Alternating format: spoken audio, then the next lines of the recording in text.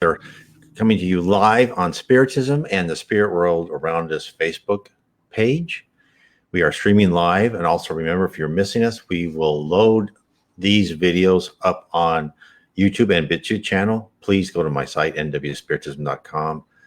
Sign up, subscribe to the BitChute and YouTube channel, whatever one you want. I would recommend BitChute now because they don't censor all sorts of videos. Who knows when YouTube will censor any type of video that doesn't pertain to what they want to advertise on. So I would just be careful about that.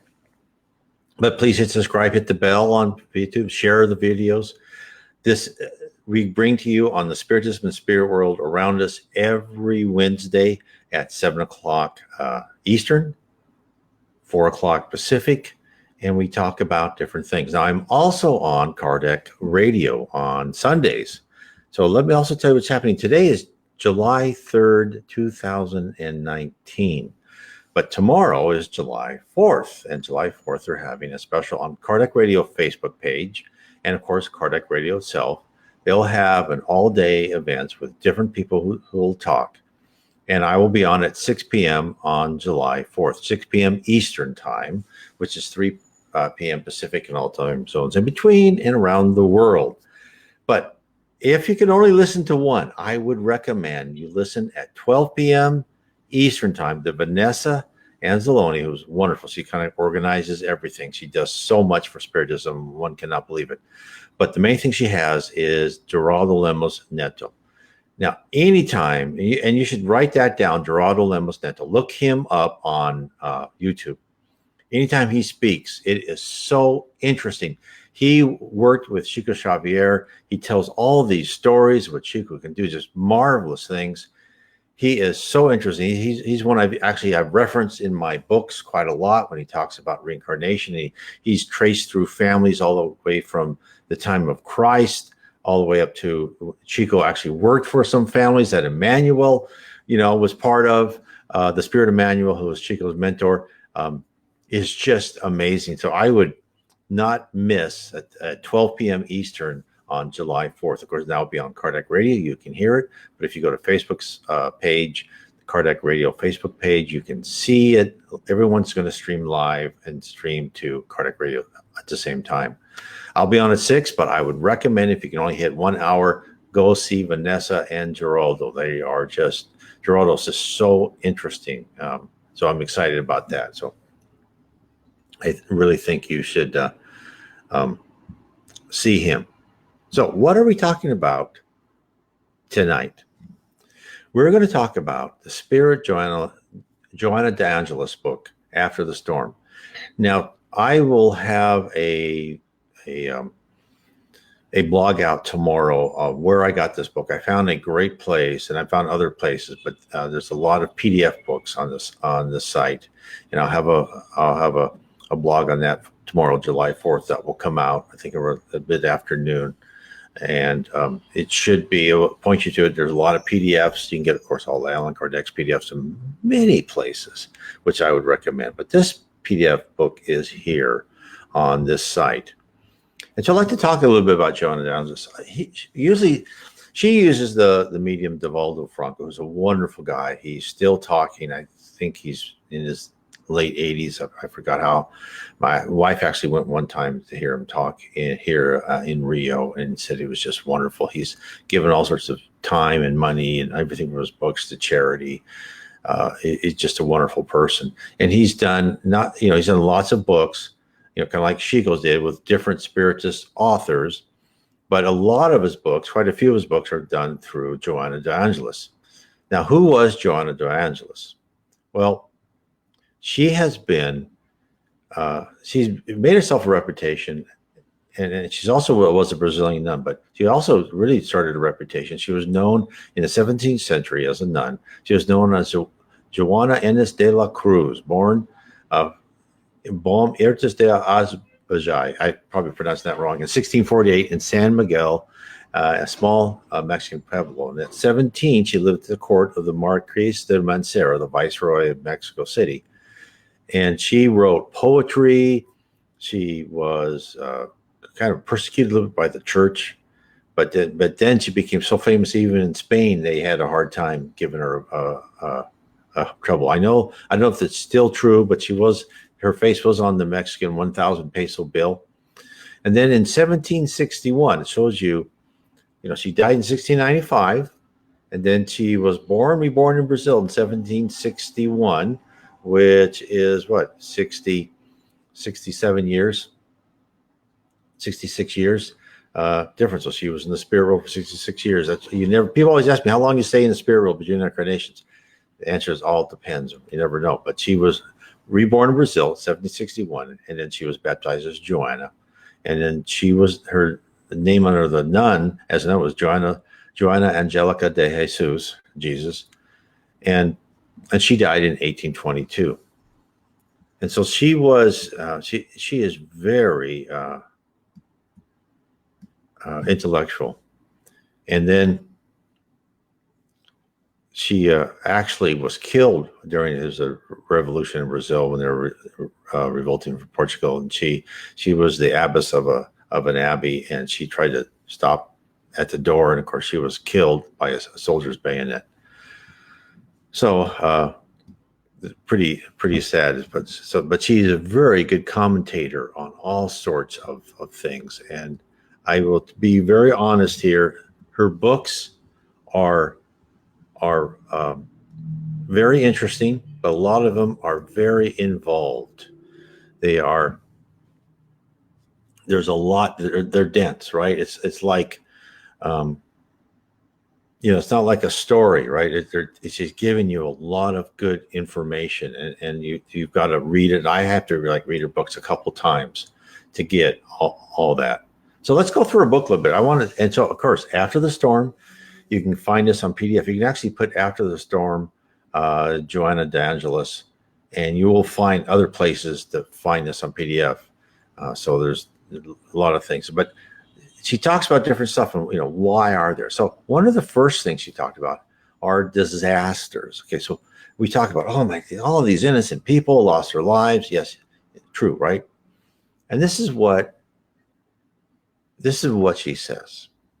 Calamities such as plagues, fires, or grave disasters, earthquakes, all that stuff there, are due to the backward moral and intellectual state of the planet's inhabitants. Their effect, however, is useful in that they constitute a challenge to be dealt with. In future, man will seek ways for protection against them or to eliminate them altogether.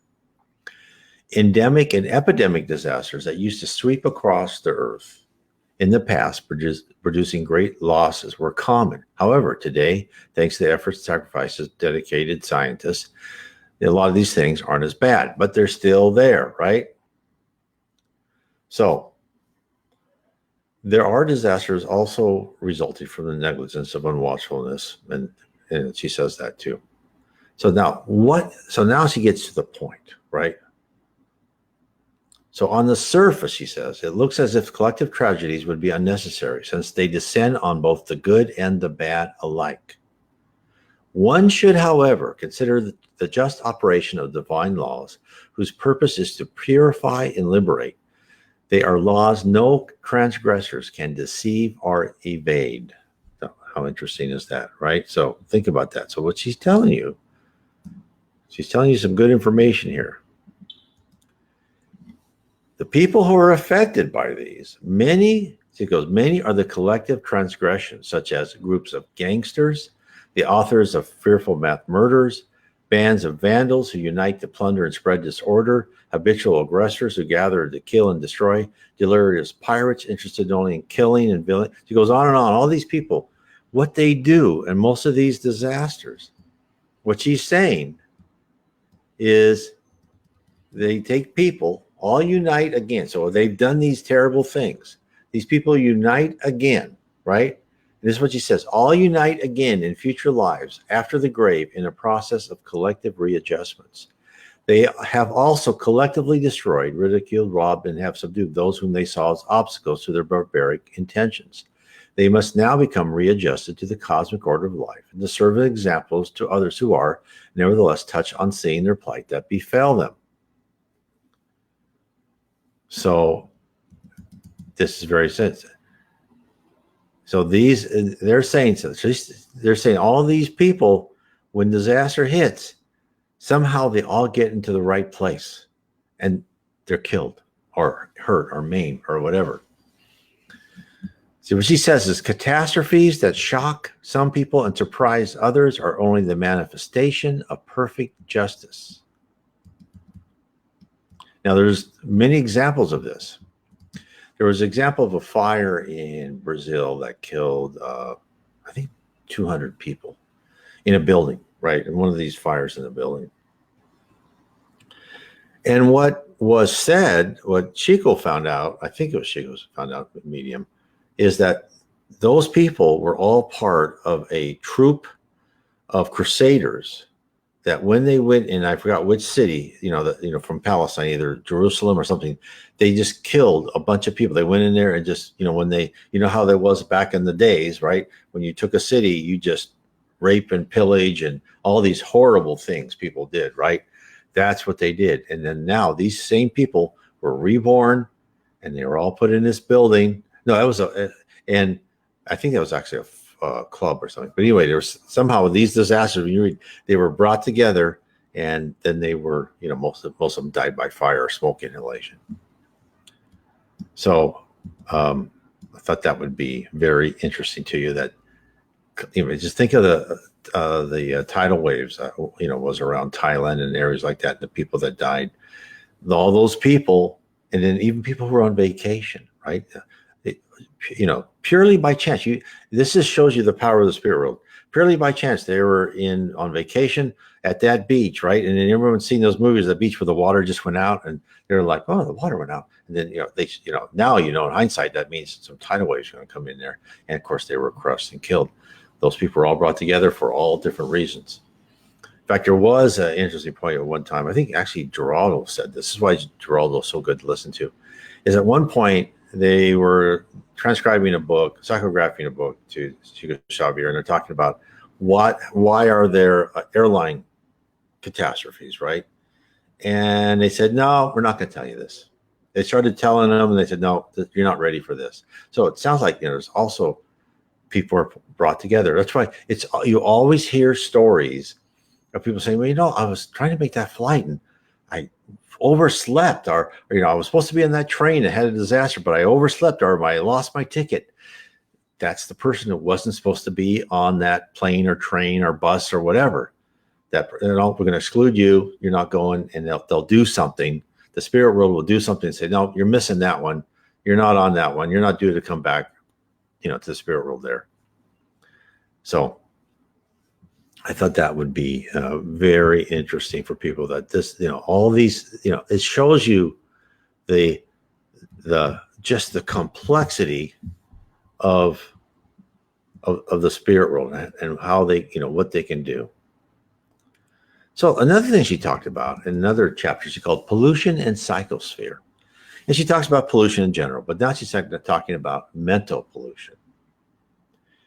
And she says that the earth is a theater of vibratory clashes. Now, a lot of people who are not spiritists, but they're into spiritualism, they understand the vibration of the earth, and then the fact that people are like feeling that the earth is starting to move, right? And even spiritists say, no, we're starting to move to a planet of regeneration.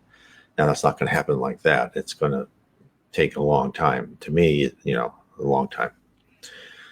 But she says, the earth is a theater of vibratory clashes, of minds in disarray. We all know that's true. It's the product of the lack of affection, unbridled ambitions, and hatred.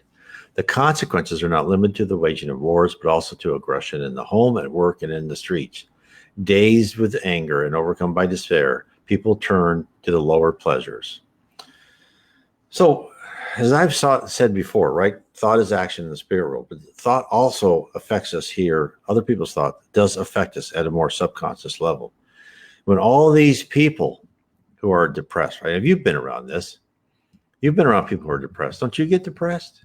And then the whole group gets depressed. But then the opposite happens when someone's up and going, and like you get up and going. It's not just verbal cues. It's thoughts coming through your mind. And you pick these things up because, your mind's much more sensitive than you think. So what she says is that Jesus, our governor of our planet, is planning to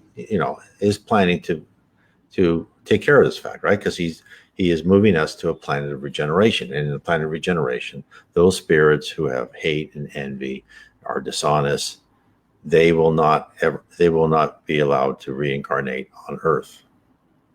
So we are being taken through eons and eons of history, wars, and everything like that, for us all to become more spiritually mature, and that will be fixed. But what she's saying right now is try and raise your mind up, be one of those people. It's like what the Christians in the New Testament say, when they say, the rapture and the book of Revelations, and they'll be divided, right? This will occur, but it will occur over many, many years, maybe 1,000 years. I don't know how long. And slowly, people who are good and kind, they will be allowed to reincarnate on Earth, and those who have no chance of learning and are not ready to learn to be a better person, they will be taken to other planets. So I think that is something very important to understand. Now, see, he also talks about passions, and she's saying some very interesting things in here. So what she was saying is, debasing passions thrive more easily and find better ground in persons of wavering minds. This is why people need spiritual guidance. But it's quite distressing sometimes when you look at our culture, our modern culture, with relative morality, which I do not agree with. There is a set of divine laws. It's in our conscience. You don't commit murder. You don't do many things. There's not relative morality. There is divine morality, and one should follow it. Now, I'm not saying things like follow everything in the Bible, that homosexuality is bad or anything like that. No, and Spiritism says, no, it's not. It's just that, are you unkind? Are you treating your neighbor badly? Are you dishonest? Are you making money off of people's back? Are you treating them unfairly? Those type of things. And what she says is that these people who have these passions thrive. Their animal nature is still dominant, and that's why we're here on Earth, is to get rid of these primitive emotions, get rid of these animal natures, and replace them with better emotions: love, charity, honesty, etc. She also said that Nero and Commodus. Well, Nero was, of course, is the emperor of Rome that really started the persecution of Christians. Commodus was a son, I think, of Marcus Aurelius, who was he was a gladiator. He was just, I don't think he even was a legitimate son of Marcus Aurelius. He thought he was, but history has said probably not. Who knows? But they said they were drenched in all kinds of promiscuity and crime.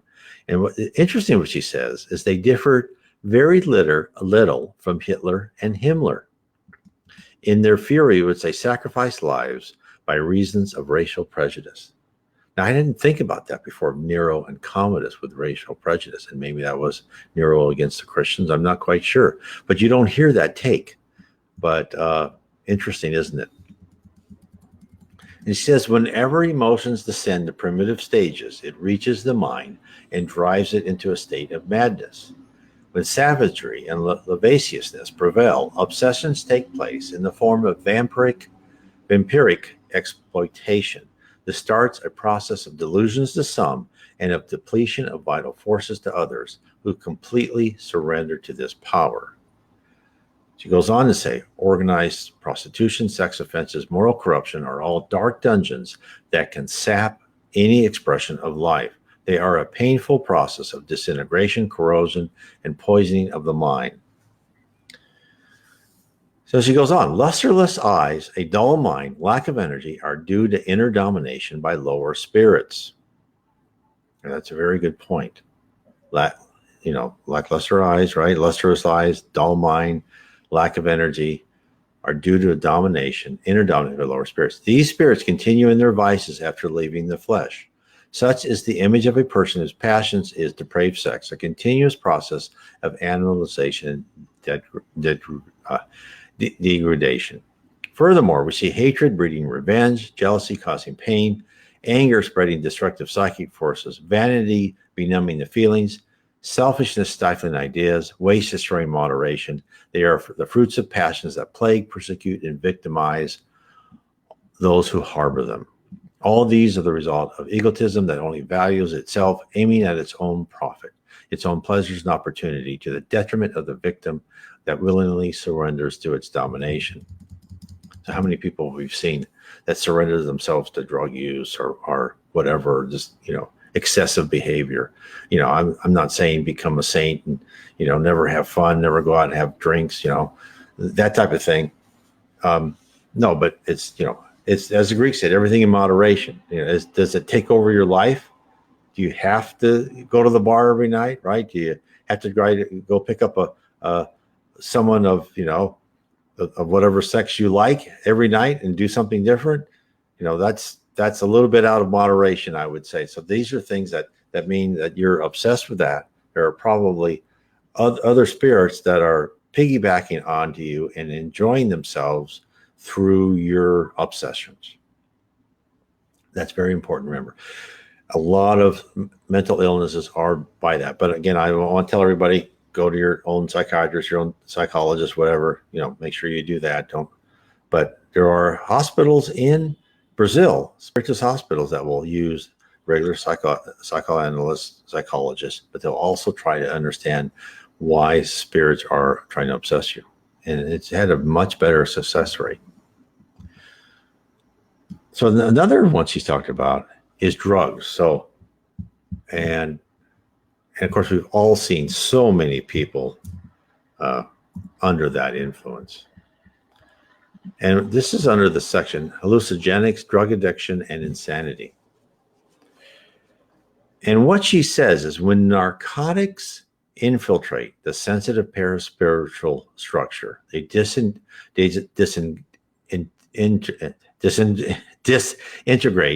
the personality. Sorry, it's a long day. Memories of previous lives are freed from the subconscious and become known to the present consciousness. So that's interesting, right? This is why people get all mixed up. And what she says is sordid and destructive images from previous lives emerge, which have been made dormant through the benefit of reincarnation, right? I've said that before. In reincarnation, we don't remember our previous lives because we have things to learn, and they could put us in a direction we don't want to be, right? As I said before, we may be in a family whose parents that we had murdered before. We don't want to know that. We want to love them, right? So what she's saying is this will probably open up these hallucinogenics, like probably a lot of these LSD trips. It's very interesting. I started believing in reincarnation. It was back in the 70s. And I remember these people would get on these LSD trips, and they would then, they'd paint themselves blue, right? And they would attack cars, they'd be naked, just blue, and they'd attack cars in the intersections or something. And I thought, well, there's got to be something, to Jung's idea, this is before I knew Spiritism, about, inherited memory. Because that's the Celtic warriors, right? They paint themselves blue and attack naked with their spear and shield. And so why are these people on LSD trips doing that? Why are they attacking cars in an intersection naked and blue, right? There has to be some connection. And I believe it's been, now I understand why, because these people, they unlock their previous lives and they see all these things happening and they go, well, I'm back in the Celtic world and I'm going to attack something. That's just my idea. It's my thesis. So what she says is memories of previous lives are freed from the subconscious and become known to the present consciousness. Sordid and destructive images from previous lives emerge, which have been made dormant through the benefit of reincarnation. Thus, after repeated incursions into the disturbed world within, the orders given by the conscious minds are destroyed. The addicted is then thrown into the traps of insanity, and his centers of mental order are torn apart. So are his health and will, with hardly any possibility at all of reversing the process, due to a dependency from which the body and mind suffer helplessly. It has been argued in defense of certain drugs that some primitive people and their descendants today have used and are using vegetable stimulants to obtain paranormal forays to the spiritual world. They overlook the fact, however, that by conscious concentration, deep meditation, and prayer, great results are possible without the harmful effects of hallucinatory means. The near majority of those who develop an extraordinary perception through drugs uncover in themselves the substratum of their spiritual past. It then transforms itself into phantasmagoric visions that come to the surface and persist even when the experience is over. These visions gradually impose themselves, leading to the mental disruption of the irresponsible novice. It should also point out, until quoting, that discarnate adversaries are always watching their victims in order to take advantage of their dreams and trips. They appear in the mind of the addicted victim with their wicked semblance, causing him to be horrified. This establishes fixations in his psychic structure, preparing the ground for future possessive conditions and increasing his woes. So, now, isn't it interesting that Alcoholics Anonymous, right? They use religion and spirituality. They say, go forgive. How important? Joanna de Angelis, and I believe that this whole Alcoholics Anonymous step program was inspired from the spirit world. Because she says that an effective and powerful antidote is to attack the problem of narcotics. Is it plain, straightforward education in the gospel, spiritual awareness, early moral discipline, the loving watchfulness of careful parents and teachers, social and medical assistance rendered in a brotherly spirit. So, that's why I'm, the solution, therefore, she says, is the one of education in a spiritual, Christianized or other, religion, family, and schools of noble principles and upright communities, and not by police repression. So, what they say is, don't go looking for pleasures that will alter your mind like that, because it's a trap you cannot get out. And we've all seen people who've been in that trap, and it is extremely sad to see that. Now, the other interesting she said, which I was reading, is about contraceptives and family planning. And what she in essence, she is saying is there's nothing wrong with family planning, right? Now, there's something completely wrong with abortion, but having the pill, using condoms, that type of stuff, that's up to you, right? To decide when's the best time to have a child. But, and she says men may and should plan the family they want to, men and women, just as number of children in the right period for maternity, right? But she says, you can never evade the compelling expiations to fulfill from your previous lives. And she goes, children are not the product of mere chance, resulting from random events in life. They come according to pledges accepted before reincarnation by both future parents in order to build the family needed for everyone's progress.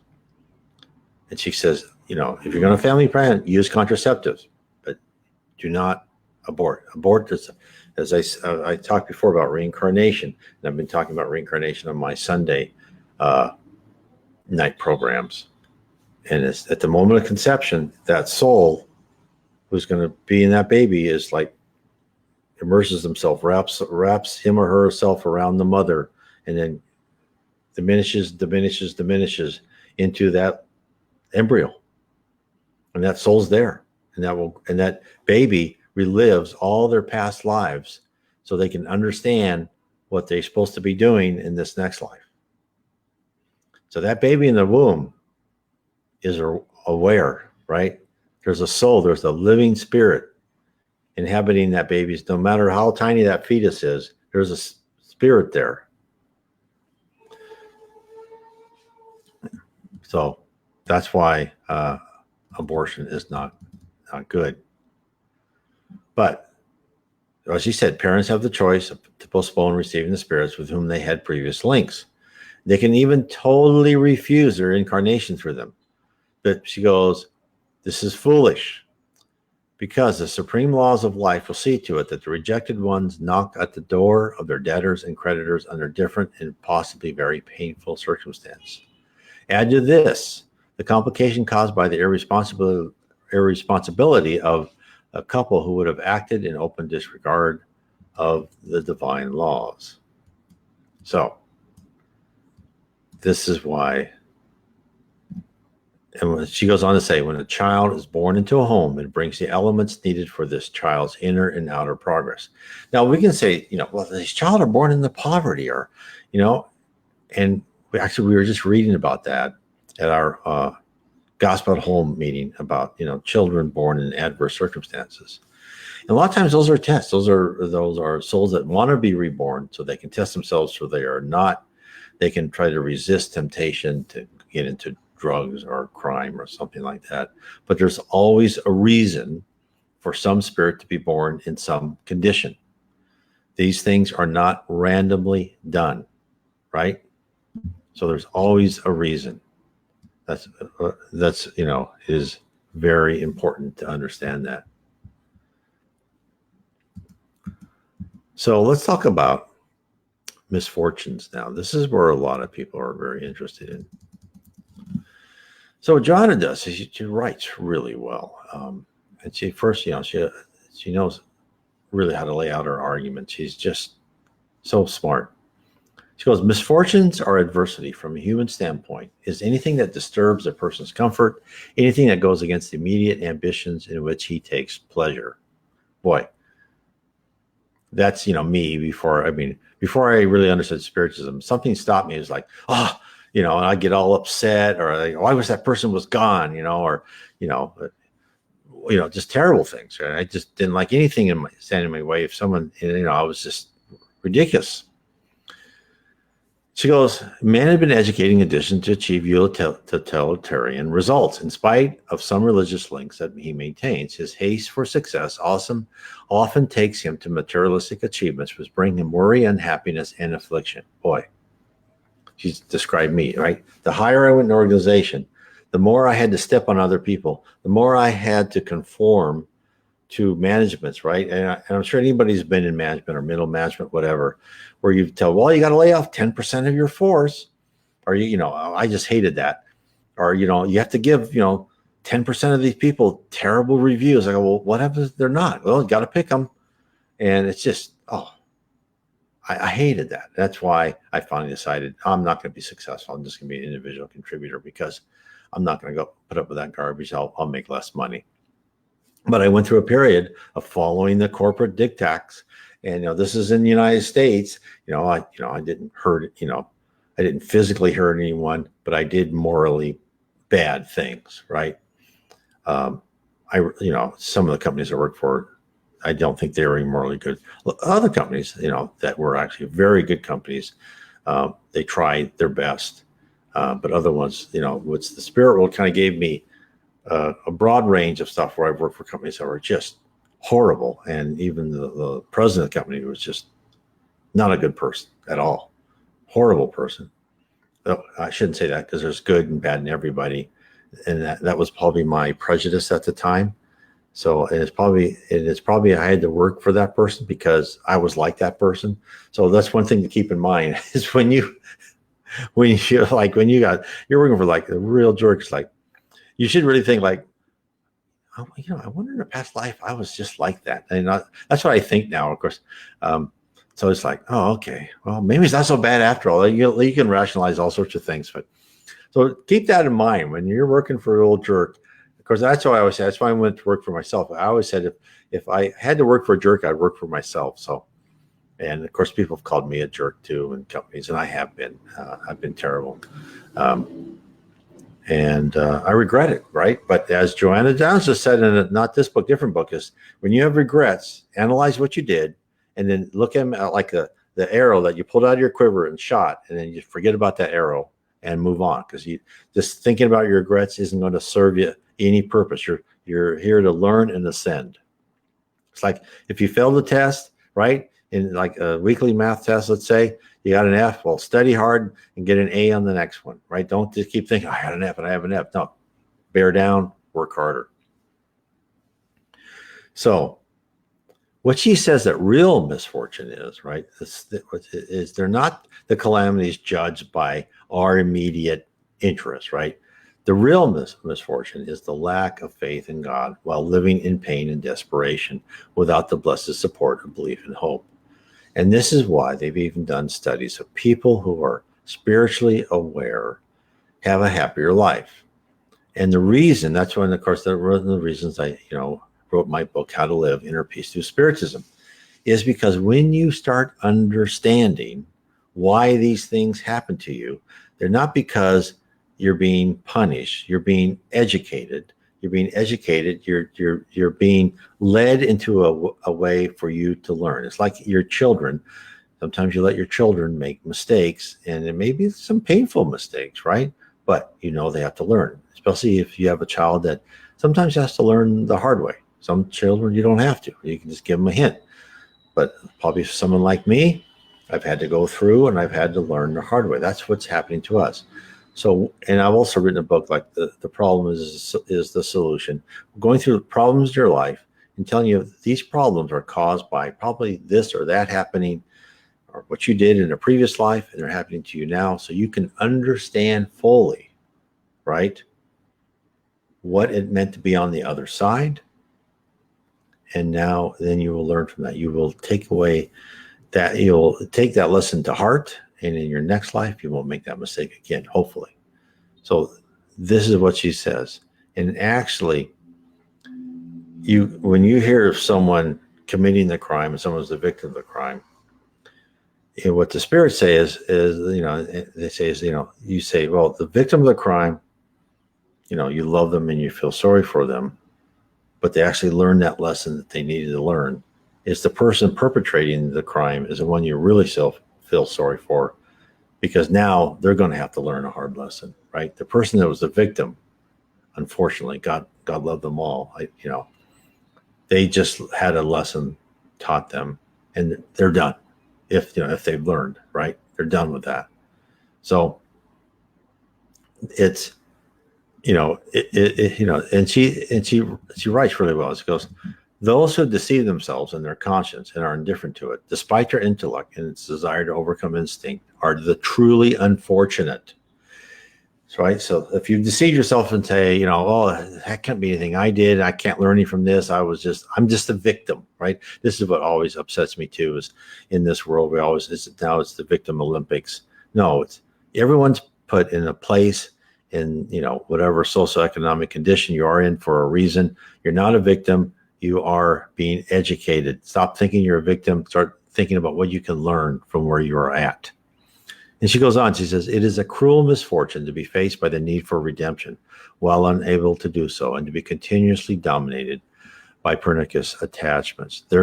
This dulls their spirit and obliterates all hope for the future. The result is a lack of stamina and all the necessary strength to acquire joy, which is the offspring of submission.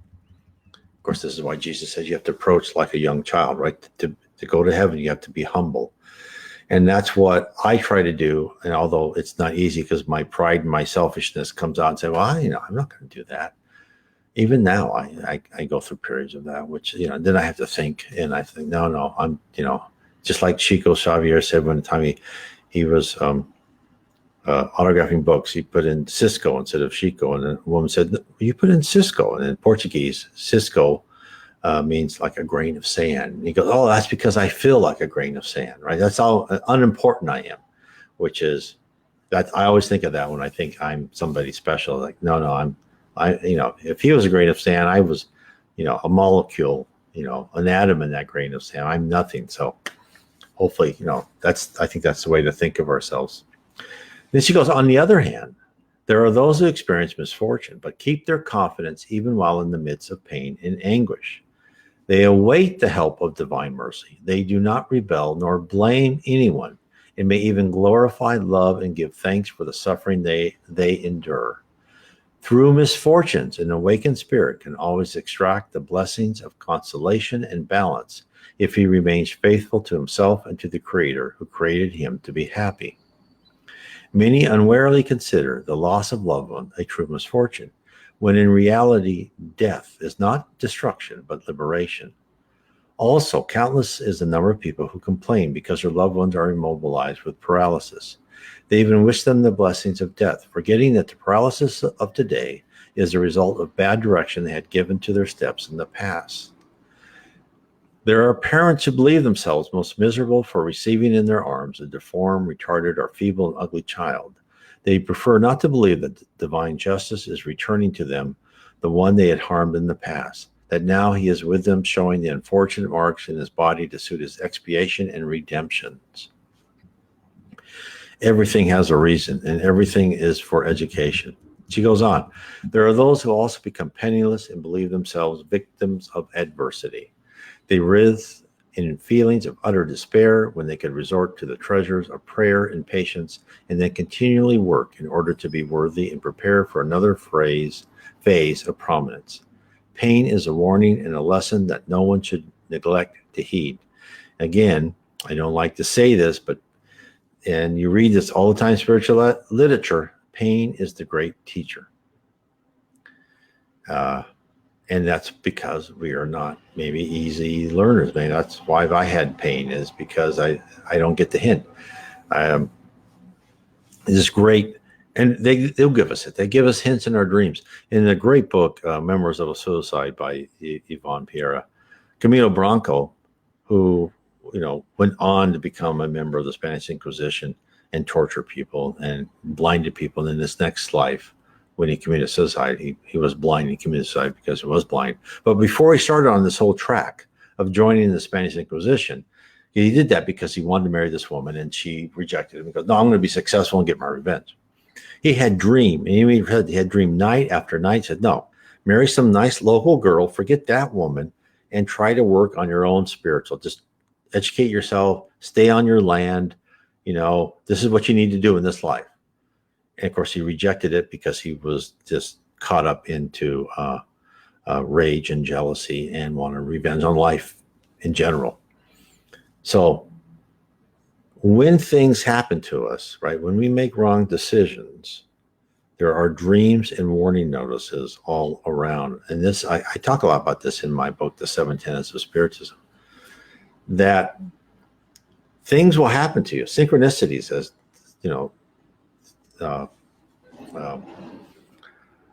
created by Carl Jung, who had a much better idea of the cause of people's problems than Freud did.